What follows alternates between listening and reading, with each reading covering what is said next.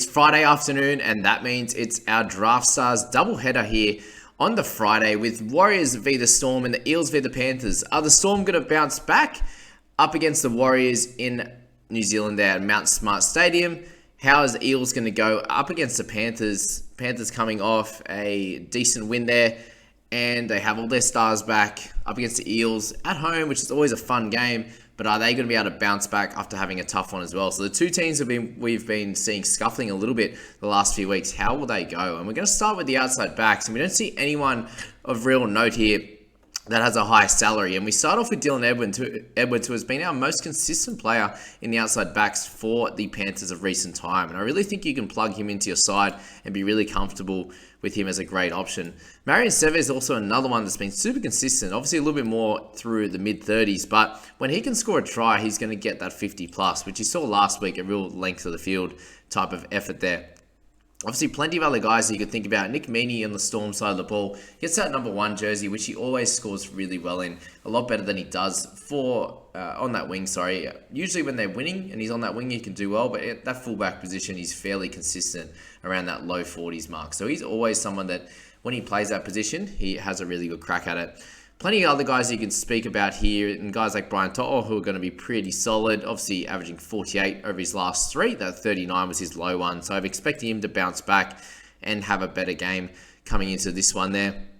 Taylor May's also always been pretty solid. Isaac Tungos had a good couple of weeks as well, a 45.6, his lowest in the last 3, so he can come out and do a great job for you. In terms of Para guys v Penrith, are you looking to pick a few Para guys? Do you think they can bounce back given they're at home this week? And if you do think that, then obviously guys like Sivo and Penasini are going to be guys that you look to select in this one. Will hasn't played too well of recent time, but that 42 last week brings him back into a little bit of form there, which is ideal. So anyone else lower than that, I don't really think is too much interest for us. You don't have to pay too much here for those outside backs. I think you can get away with that here. In the halves and hooking position, you've obviously got your clear top couple of guns, and Cleary is someone that I would be selecting straight off the bat. You look at all the form from these guys, that average is much higher than everyone else, and you get him at a very similar price to what you get for Cam Munster. So Cleary, super solid, super safe at all times, and I feel like is pretty close to a must-have in that game. I personally would be very scared going for a Mitch Moses, a Reed Marnie, a Dylan Brown in this type of game, just for the fact that I think the Penrith will come out and win, and Cleary is that super consistent guy, whereas someone like Moses, when they win, he does really well. When they don't, he doesn't seem to score as well there. So you can tell he's obviously had a few good games. Last week when they lost, he got the 41, but when they have nice wins, he gets that 80-odd. So that's more the way I'd be playing it in this one. I think Sean O'Sullivan's way too expensive. Guys like Hughes and Grant do need to step up, but I think in that one, who do you select? Do you go for the guy like Hughes that could come out and score a bunch of tries? Do you go for Harry that could really dominate through the middle? I probably would be going for Harry in that one, unless you had that bit extra cash, and Munster's obviously going to be the best option there.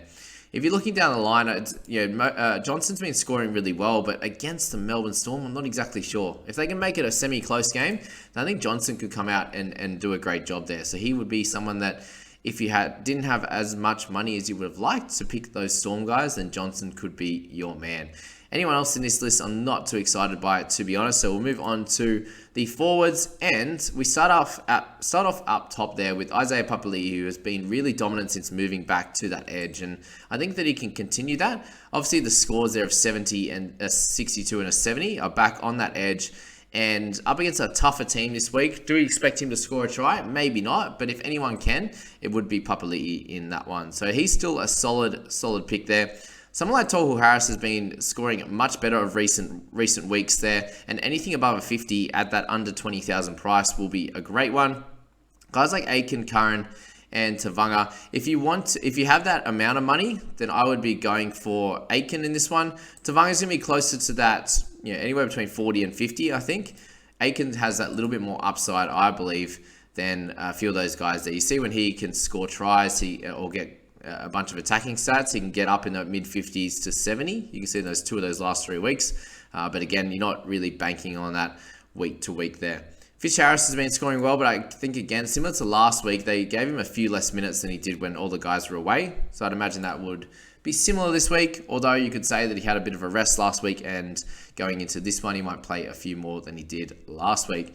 Sean Lane, still a top pick this week, guys. 14,800. They're still underpricing him, I believe, and I would be picking him up.